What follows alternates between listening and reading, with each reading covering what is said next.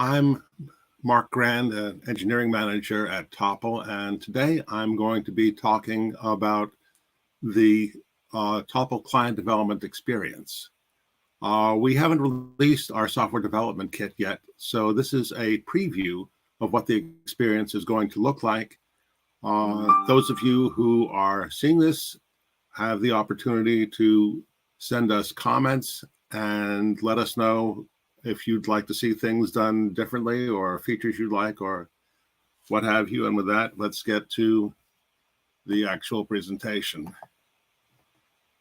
So what I'm going to cover is first a bit of theory, describing what are the different components that need to go into creating a transaction and managing transactions for the Topl blockchain, and then describe the organization of the wallets that we use, which are the place where we keep the secrets that are used to manage the accounts, and also we use it to organize the information that you have on the blockchain. And then finally, our easy API, which will hopefully make it rather straightforward to create transactions. Even though there are a lot of details that go into transactions, a lot of them can have reasonable default values. So it shouldn't be necessary for you to get too much into the details. So the theory. First concept to be sure you know about is key pairs. Key pairs are two strings of bits that are generated at the same time together. And when they're generated together, it takes a moderate amount of computing effort to generate the two, but they have a relationship that allows them to be used to create digital signatures. But once they're created, it is very difficult to compute one from the other. Using current day computers, it should take perhaps over 1,000 years to compute one from the other. So we have a great deal of confidence that if somebody knows one, they don't automatically know the other. So we have a one of the keys we designate as being a public verification key, the other the private signing key. The private signing key, you never tell anybody. The public verification key, you can tell everybody. The private signing key is used to create digital signatures. Digital signatures are used to verify that transactions came from you, the holder of that private key, and they can also verify that the transaction has not changed since the time that the key was created. Now, technically, these signatures go on the individual inputs to the transaction, but we'll get to that later. The point here being that when you put signatures into a transaction, the public verification key can be used to verify that the signature was made using whoever it was that had the private signing key. So important not to share the private signing key with anyone. So when you sign a message, it's a simple computing operation where the inputs are the contents of the message. In this case, it's going to be a transaction, and the private signing key, and out pops the signature. If you want to verify the signature, then the inputs are, again, the same message content, has to be the same, the signature, and the public verification key, and it tells you good or not good. So remember that the private signing key is a bearer credential. Whoever has that credential can make this signature. So it doesn't prove that if you did the signing, signed it. It proves that someone who has the private signing key made the signature. So that should be you and no one else. There are a few different possible types of signing digital signatures that can be created. Most of the digital signature algorithms that are popular fall into one of two categories. There are RSA algorithms, and there's elliptic curve. Topl uses elliptic curve digital signatures.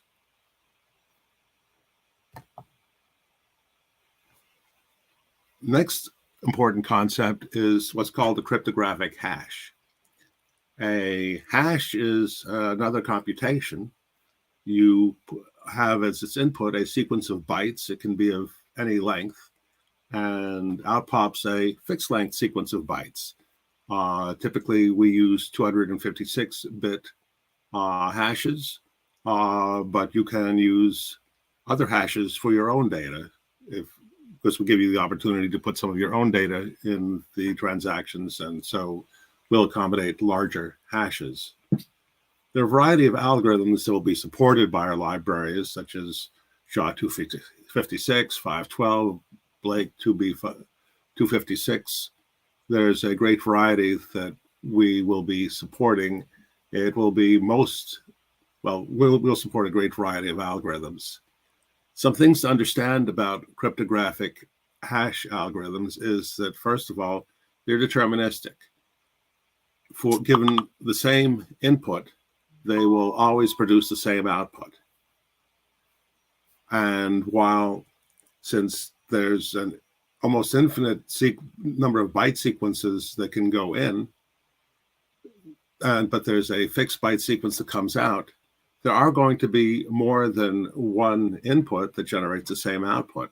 But finding two inputs that produce the same output is a very hard thing. So with cryptographic hashes, we say they should be collision resistant. So if you compute a hash of some message, such as your transaction, trying to find something that is a different transaction that produces the same hash is going to be a very hard and lengthy problem to solve. You basically have to do brute force, which is, take you, again, it's a 1,000-year problem. One of the other properties of cryptographic hashes is that there's no easy clear relationship between the inputs and the outputs. If just one bit of the input changes, the odds of each of the output bits changing will be 50%. So you just can't predict what the output's going to be if you make any changes to the input. Another concept here is addresses. Addresses can be thought of as just places in the blockchain, but really what they are is a collection of tokens. Tokens are things that you store on the blockchain, and if you want to spend them or transfer them, you need to provide a proof that you're allowed to do that. And so addresses can have a collection of tokens that are all require the same proof.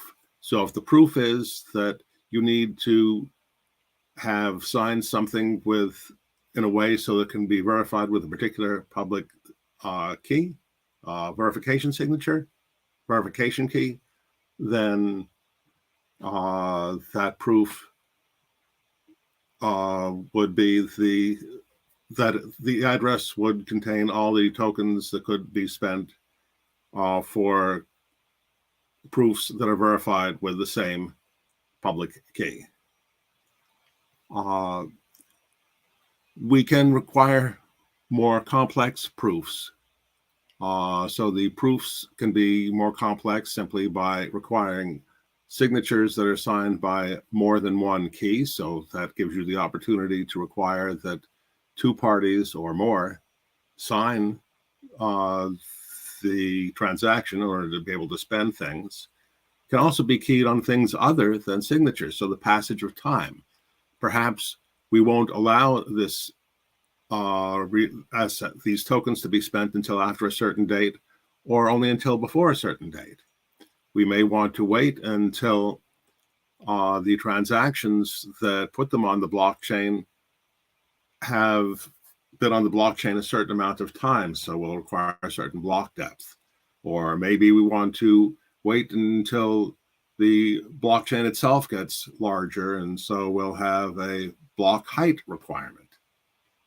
We might even require a particular transaction structure that will limit where we can spend it to. So maybe we want to limit the addresses that, or recipients that we can transfer the tokens to. This is all possible. So addresses are places to put tokens that have the same proof requirement for spending.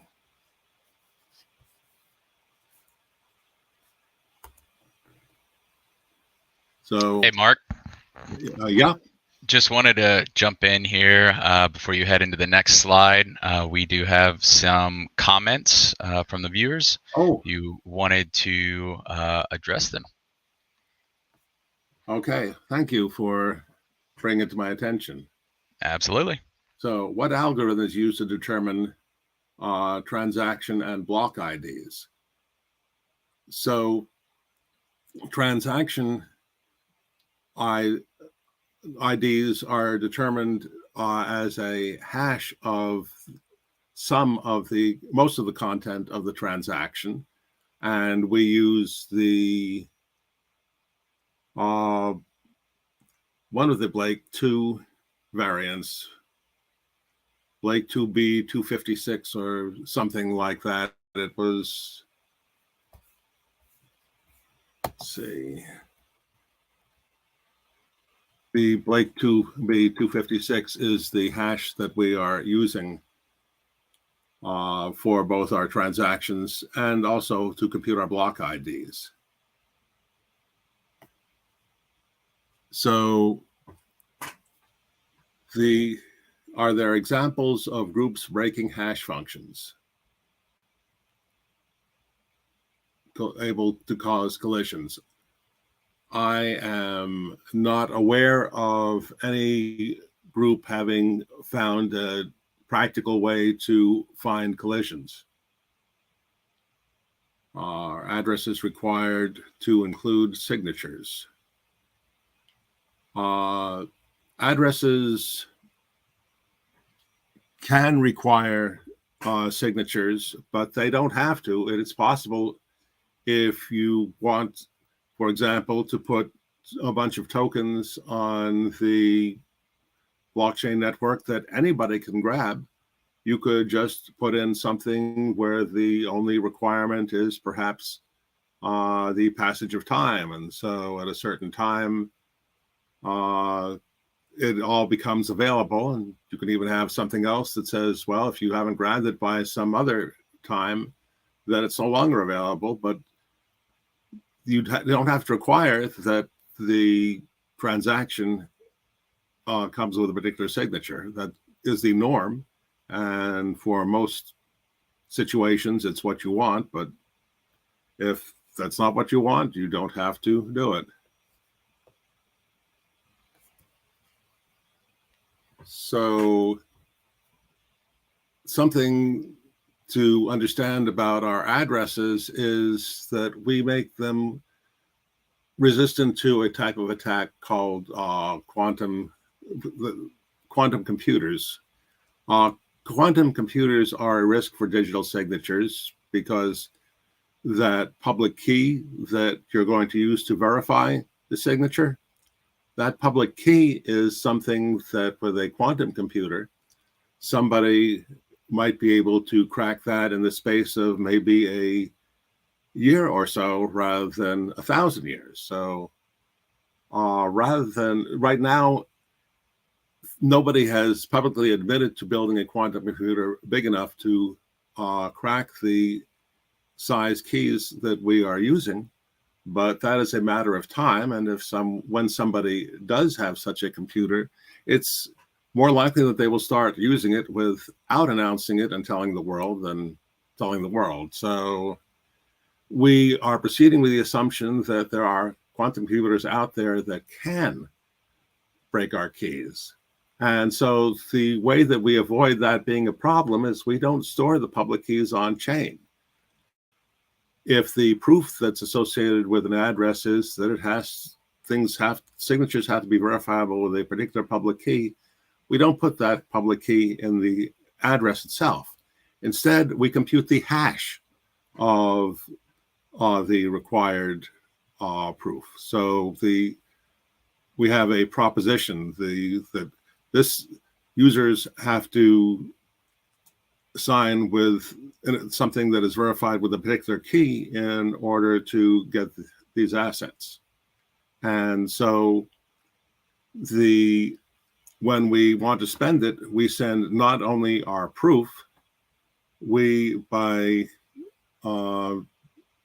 signing, we also have the actual rule that says what the proof is supposed to be. And so when we submit that, the blockchain looks and sees, does this proposition have the correct hash? And then only if it does it look at the proof to make sure that the proof matches that. We're assuming that the requirement is correct because its hash is what it's supposed to be. And since you have no way of knowing what input corresponds to a particular hash, it's not really feasible for anyone with or without a quantum computer to guess what the key is that needs to be used to verify. So quantum computers are fast, but they're not nearly fast enough to crack the keys between the time that we present a transaction with a proof and the time that it gets processed and assets are spent. We do have one recommendation, though, based on this technique, which is that once you have spent the assets or tokens that are in an asset address, don't use the address again. Any unspent assets or tokens that you have in that address should be transferred by the same transaction into a different address whose verification key has not yet been divulged to anyone. And by doing that, you can keep all of your tokens secure from quantum attacks. So the address is basically, the format of it is just a prefix, which tells us a little bit about the type of proof that has been hashed, and then the hash of the type of evidence that's been hashed. So evidence is going to be perhaps just the verification key, or it's going to be perhaps a more complex proposition that calls for the evidence key and something else. But the point is, it's a stream of, for the most purposes, you'll just treat this as a stream of binary bytes, but it does have this internal format. The tokens or assets are not actually associated directly with the address. They're organized into a simple structure called a box. So addresses contain boxes, boxes contain assets, or tokens. And so what will happen is that in this case, you have one address, it contains some boxes. Two of those boxes are input to a transaction, and those two boxes get combined into one box that is the output of the transaction. So boxes are identified by a combination of the ID of the transaction that created them and which output it was of the transaction. Transactions can output multiple boxes, and so you want to know, was it the first box, the second box, or so on. But that's how we identify our boxes. So I've been talking about transactions for a while, so here's a little bit of an idea of what's in a transaction.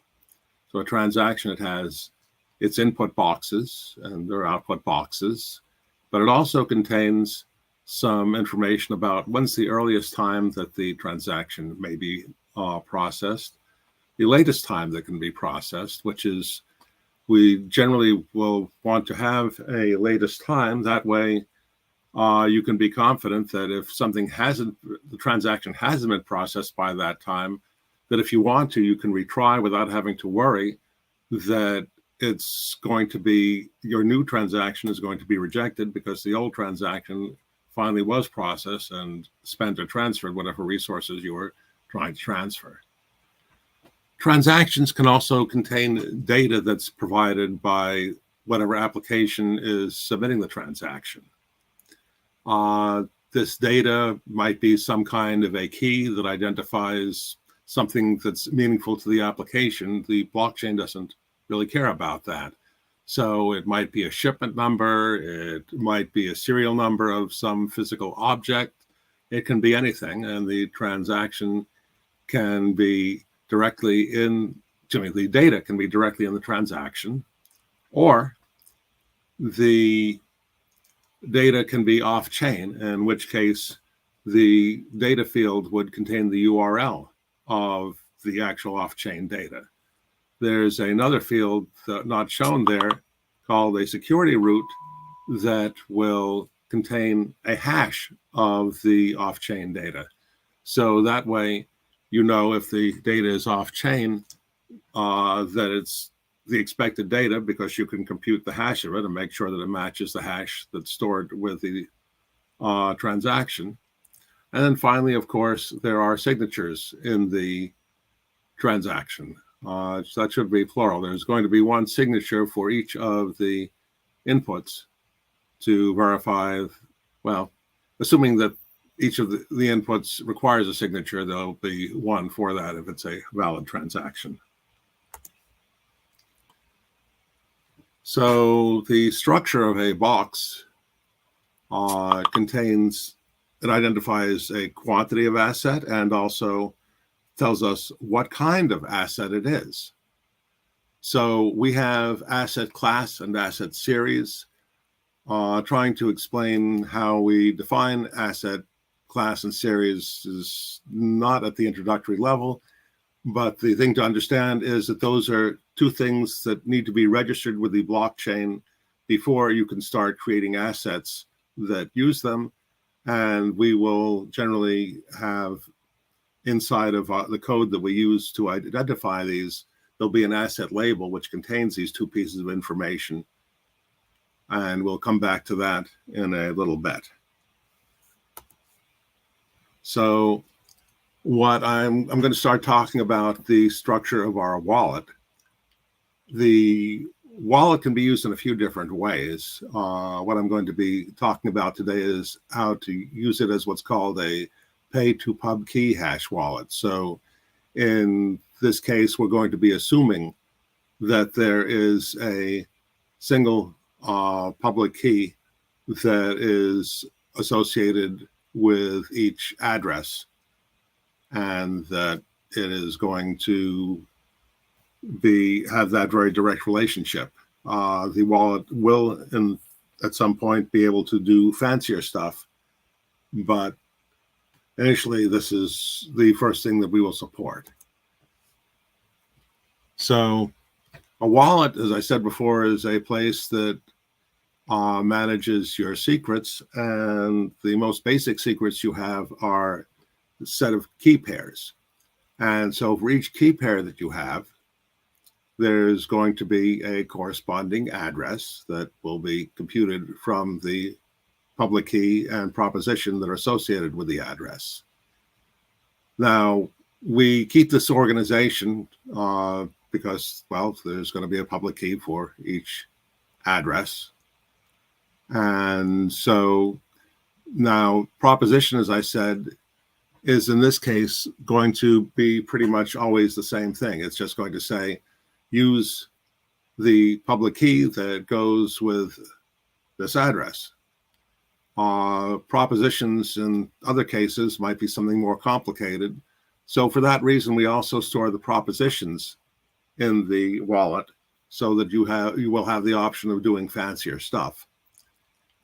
Now, I said before that you don't want to spend or transfer out of an address more than once.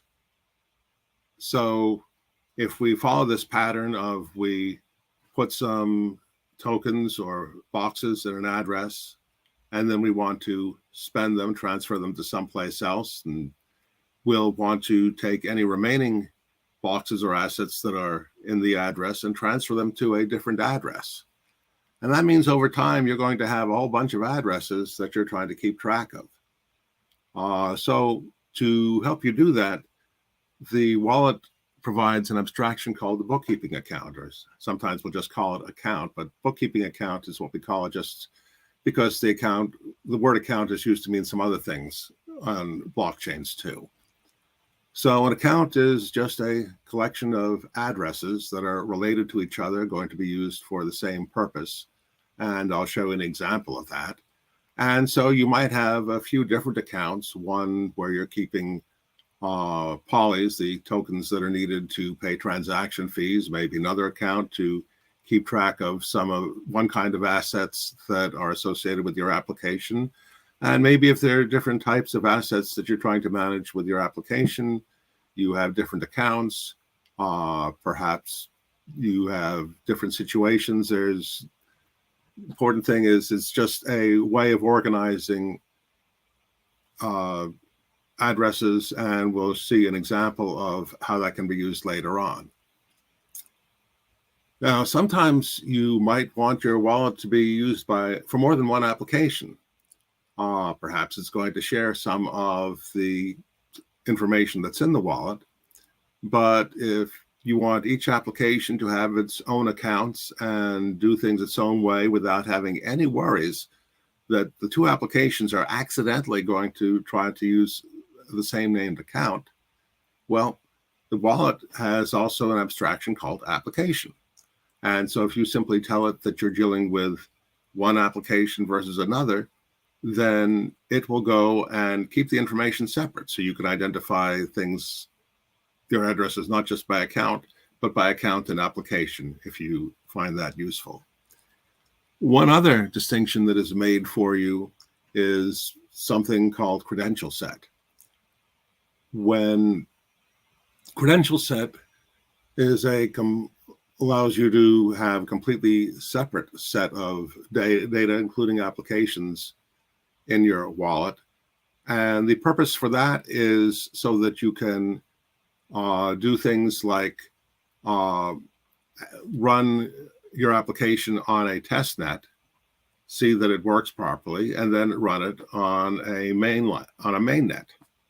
On your mainnet, people are going to see what addresses you're using, and they probably should be different addresses than you used on the test net, so that people can't also tell, oh, well, I saw he used this address on the test net, and I know how he spent it because I can see the transaction that spent it, so I know what the public key is, and so we don't want to use the same keys or addresses on the different nets, and so for that reason, there's a credential set which takes care of that for you automatically. So what's another way of looking at what's in a wallet is, first of all, to think about how it gets created. When we're creating a wallet, we first begin by creating a mnemonic passphrase. It'll be 15 or more words that are chosen randomly from a set of words and allows you to initialize the set of keys that are going to be used in the wallet. And this will allow us to work with hardware wallets that are expecting this. And from that phrase, we are able to generate a random number seed. The random number seed is used to compute the random numbers that are needed to create a main key pair.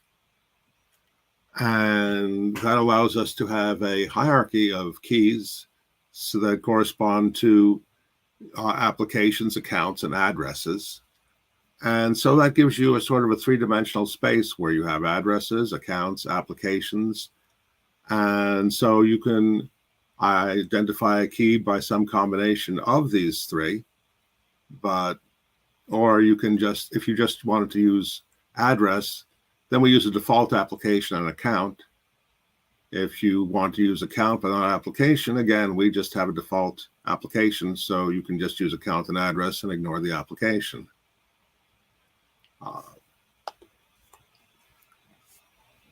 So to repeat myself, which I like to do when I think something is very important, don't spend from the same address twice.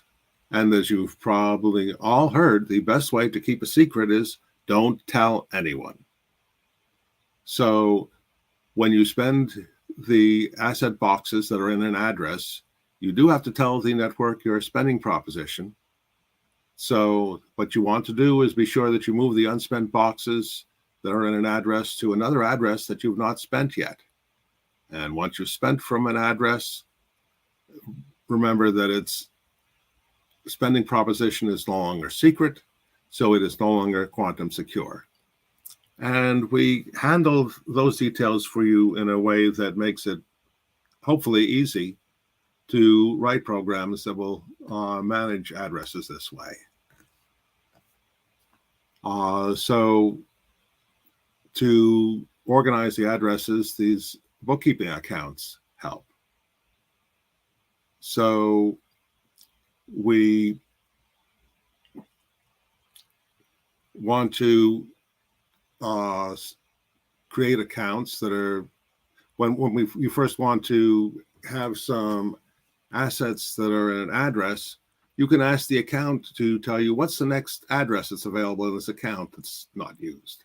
And it will give you the next address. And there's a lot of addresses to have. It's up to 2 to the 31st addresses. So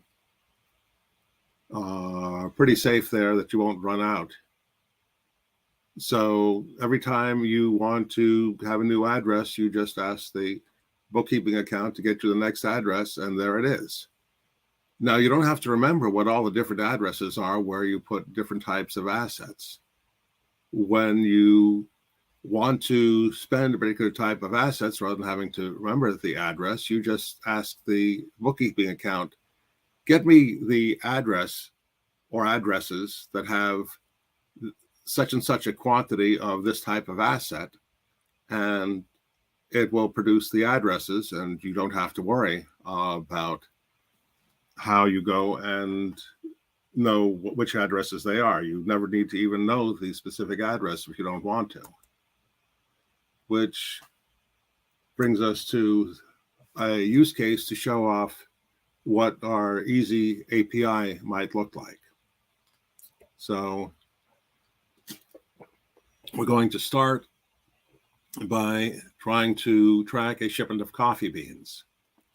And at the beginning, there'll be perhaps some record in a public URL, might not be public, but for the time being, we'll keep it simple by saying that it is, that it has the details of the shipment.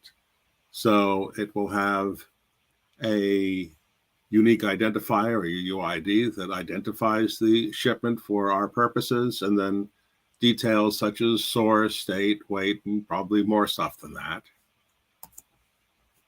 So when we want to start writing code for that, we might write something like this: create an account whose name is the same as the ID of the coffee shipment.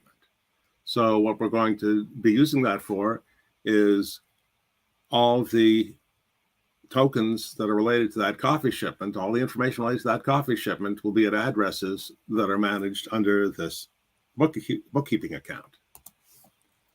And then we might write something like this to create a token that is going to be associated with the information about the coffee shipment.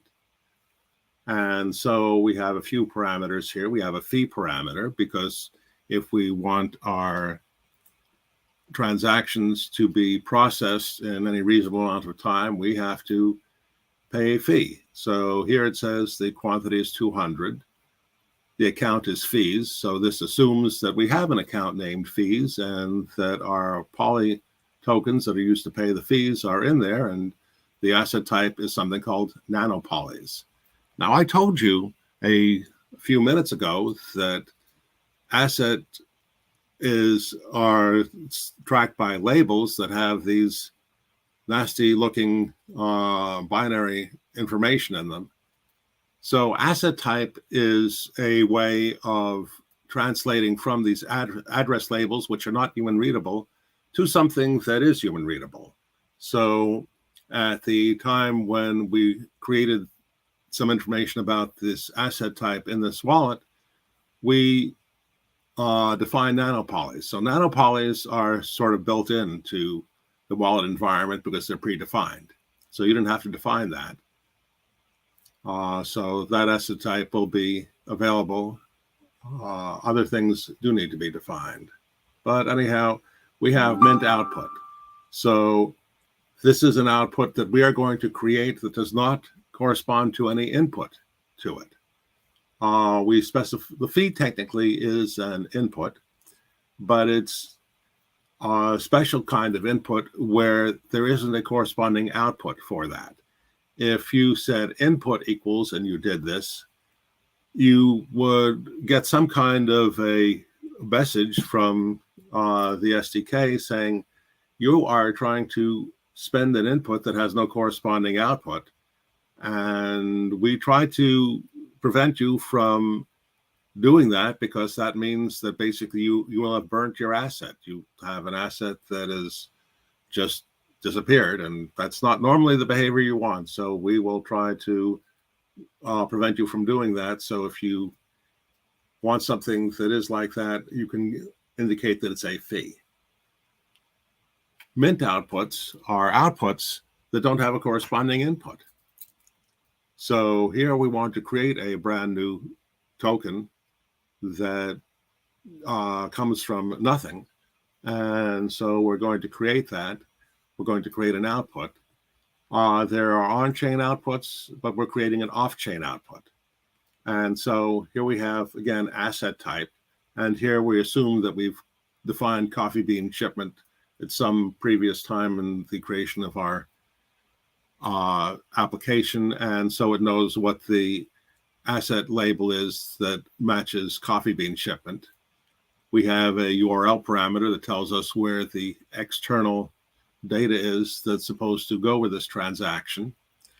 And this function is going to read the content of that so that it compute the hash to put the hash in the transaction. And then it also needs an address where it's supposed to put this token. So it's going to ask this coffee shipment account to get the next address to put it into. And then we have something called transaction data. And here's that ID again that we are using to identify the coffee shipment. We're putting that in the transaction. So later on, we will be able to go and query what are all the transactions that are related to this shipment. And we'll be able to query it by just looking for transactions with this as their data. Let's see, before I continue, I haven't been paying attention to the questions. So it looks like I have some more questions. Are boxes unique?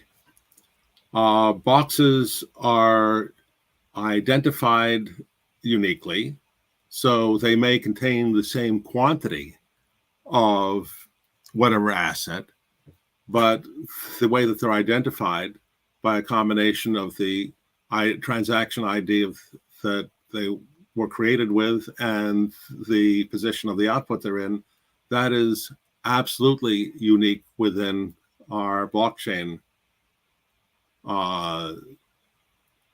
system.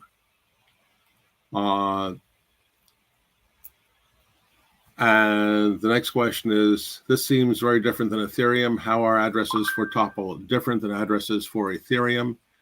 And I have to confess, I don't. It's been so long since I've looked at Ethereum, I don't remember.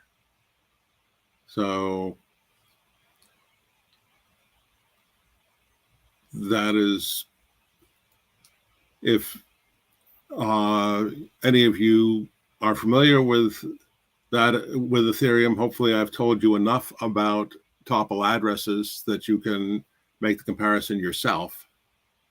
Do you need a new mnemonic for every address? No. The mnemonic is created once and once only for a wallet, and you don't have to worry about it again. You will use that mnemonic if you ever want to install that wallet on a hardware wallet, and you may use it if you want to restore your wallet from the mnemonic. Restoring from a mnemonic is an interesting thing because our wallet keeps some things in it, such as these asset types that are not derived from your mnemonic. So you can use mnemonics to restore your keys, but you're not going to be able to restore everything. Is the SDK the only place that verification happens? Now I'm not sure what the context was. So I've talked about a few verifications. If we were talking about verifying that inputs have corresponding outputs, unless they're designated as fees, then yeah, that's something that happens only on the SDK. When the SDK generates a transaction, they are all inputs, and if any of the inputs don't have a corresponding output, well, then you have a disappearing asset. So it's the end of the questions for now. Mark, we have a few more that are up above. I'll go ahead and put them on the screen for you. Okay.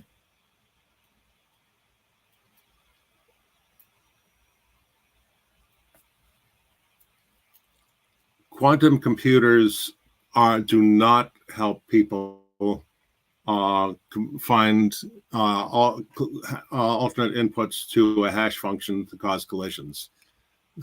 Hashes simply don't have enough structure for quantum computers to be able to do what they do. Quantum computers are able to make faster work of the keys because they are able to treat computation of one key in a key pair from another as a search problem. And the essential nature of a quantum computer is it's able to consider multiple alternatives at the same time. And by being able to do that, it is able to crunch through a search faster. Hashes don't have enough of a structure for that to happen, so that you can do it any other way than just a brute force try to keep generating inputs until you find one that works. And will probably spend many, many lifetimes looking for one. Are there any other systems that exist that incorporate quantum resistance?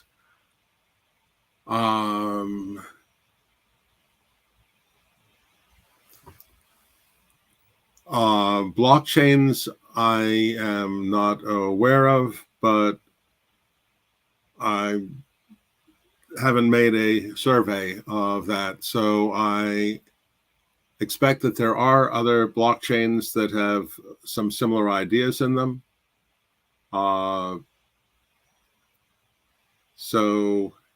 Bitcoin.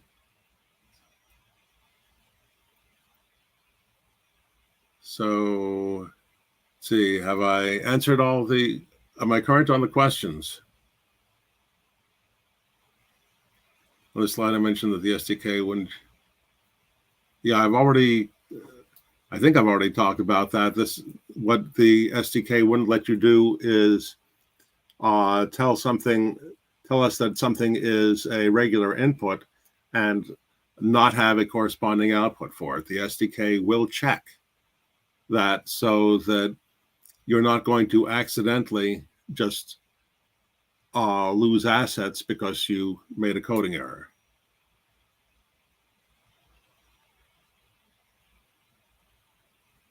So, yes, we did.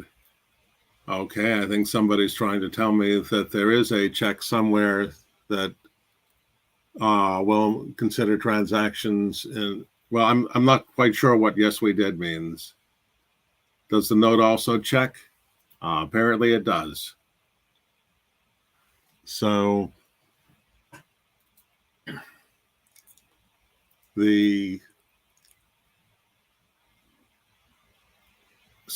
yeah, anyhow, I'm okay. So I had been under the impression that the node didn't check that one, but the node does check. And so this check that the SDK does prevents you from having a transaction that is invalid because the input doesn't have an output. Although, well, sorry, just wanted to, but I think that what the question's getting at is like the node does not actually enforce this stuff. It's the SDK is making an opinion about it, just to prevent users from making mistakes. But the node could allow people to dispose of assets, for example, I think is what the question was hinting at. yeah, that was what I was trying to say that anyhow. I thought anyhow, apparently I wasn't clear. So yeah, the node will just take whatever inputs you have. If there are any inputs that the node sees that don't have corresponding outputs, those might be grabbed up by the node as a payment for the transaction fee. We have a type of asset called polys, which are used for that purpose. Right now, that's the only type of asset that nodes will accept as payment for transaction fees. Possibly in the future, there'll be other types of things, but whatever doesn't have a corresponding output and it's not picked up by the node as a transaction fee, just will disappear off the blockchain. There will be no unspent version of it.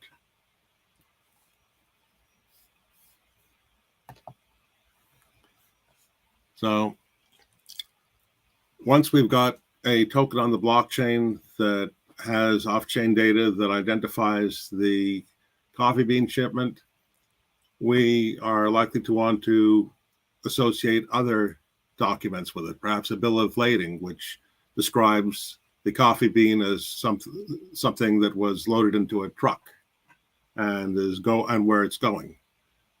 And so we will use a transfer transaction.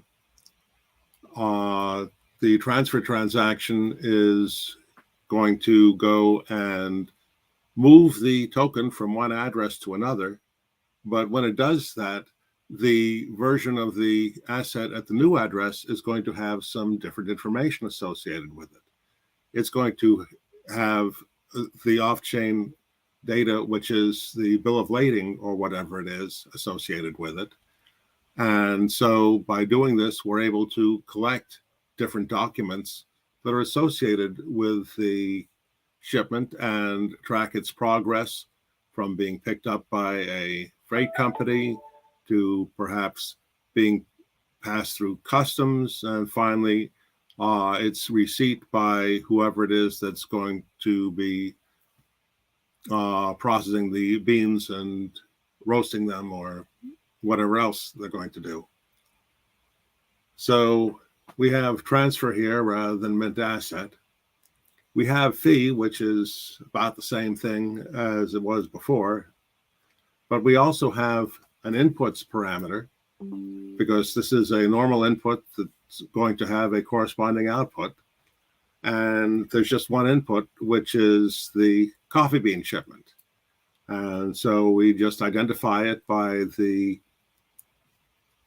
telling it that we have an account and that we want to get the asset type there, and it'll see the unspent token that is the coffee bean shipment, and that will be the input. And the output is going to, again, be a coffee bean shipment token. And it will have a different URL there that will point at the bill of lading. And the transaction data will be this same transaction ID that we put on all the transactions relating, transaction data, not a transaction ID. So this transaction data is going to be the same. And so after all the transactions are processed, we're going to be able to call our genus service, which is a database that keeps track of all the transactions that have made it through. Oh, I have a question here. Is the transaction data the same as the security root? No, the transaction data is not the same as the security root for the asset. The asset has its data, which is the, let's go back. The asset has its data, which consists of the URL, and there's a security root field, which is going to contain the hash that we compute from the content of the URL. And that's on the outputs from the transaction. The transaction itself has some data that is just on the transaction, and the only use that we're going to be making of it here is that but it is going to be used to index a transaction in the genus services database. And so when we tell genus, get transactions by data, we give it that value, and it will find all the transactions in its database that have this unique ID and return those. And then we can have some kind of code that loops through all the transactions, goes through their outputs just in case there's something in here that created more than one output, and then gets the data from off-chain and prints it out or some such thing. So this is a simple example of how we might write an application that works with our easy SDK. At least we're hoping that it's easy. If people have some other ideas, I'd like to hear about that.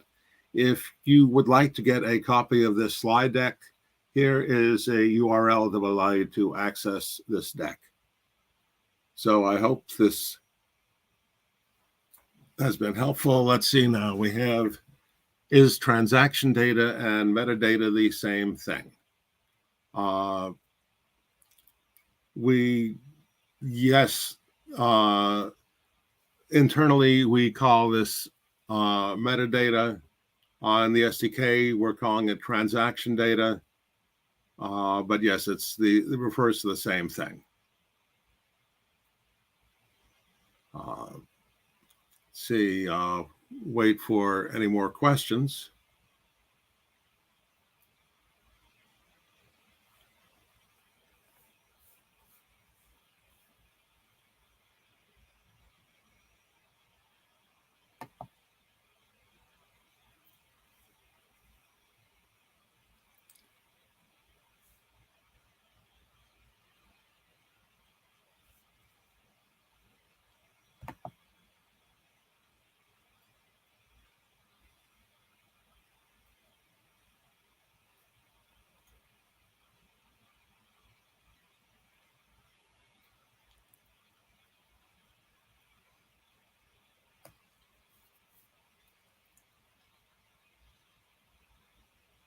Those are two separate things. Oh, yes. Transactions have data, assets or boxes have their own data. So when you have the output, it has its own data.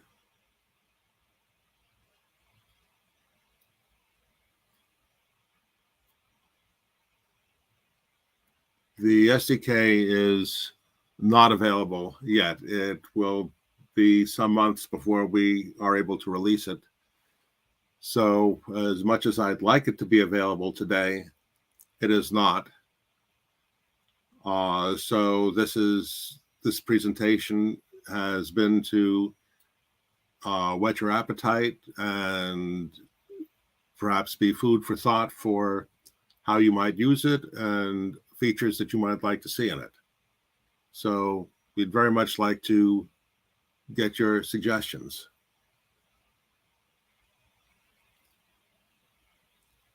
Can the security root be modified when an asset is moved from one box to another? The security root and data that are in the input are not copied to the output. So it will be the same only if the SDK actually copies the data from the input into the output that it's going to have for the transaction. So it would be perfectly normal for the security root and the data to be different in the input and the output. In the example that I've shown you, that will generally be the case.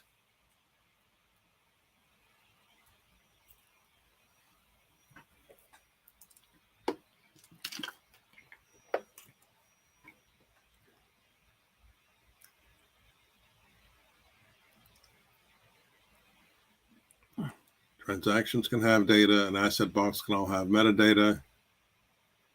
Oh, well, and this user also mentions about block headers, which I haven't talked about because I've been trying to focus on the SDK. But yeah, the transactions get stored in groups, and those groups are called in the structure called blocks, and blocks have headers which can have their own metadata, and that's not normally something that you'll be addressing from basic blockchain applications.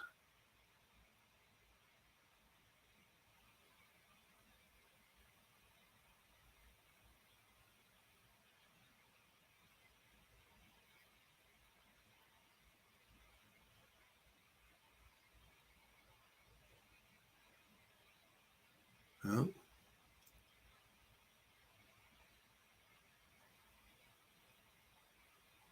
I see. So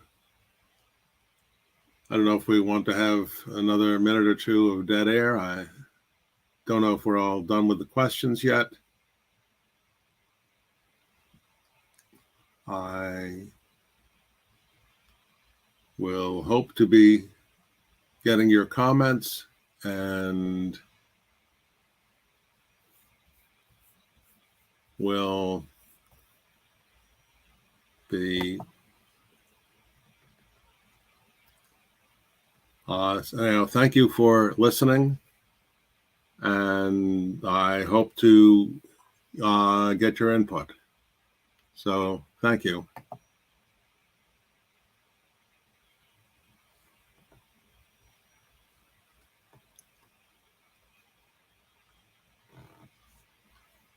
So if you want to get a link to this presentation, there'll be links at that URL that's on the screen, or if you want to capture the QR code,